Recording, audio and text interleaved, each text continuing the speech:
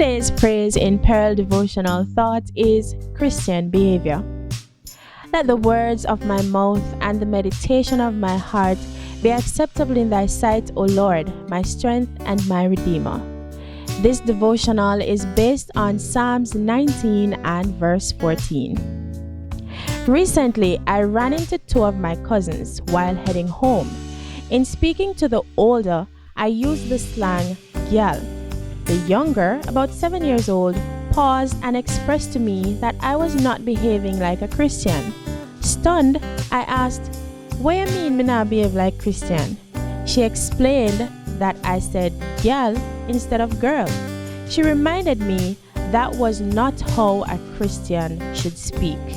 I asked her to show me how Christians behave, and she did exactly just that.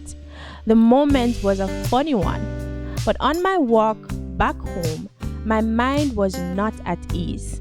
Finally, it dawned on me how intensely we are watched as Christians. We are constantly policed and under a microscope to set good examples everywhere we go. My little cousin knew how a Christian should behave in speech and action. I claimed I was a Christian, yet in her eyes, I was not displaying Christian-like behavior.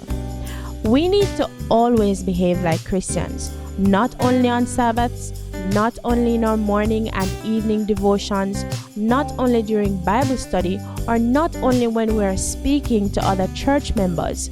We need to always display a Christian-like behavior. Also, we need to be more careful of the influences we leave on the others around us, especially children. It does not matter where you are or who you are with. Our actions should boldly say, we are children of God. Take my experience as a lesson.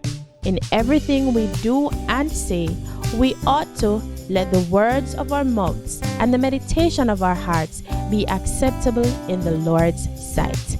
This was your Praise in Peril devotional thought, written by Janelle Morrison of the Seventh-day Adventist Church in Osborne. And I am Sammy Jo Mitchell.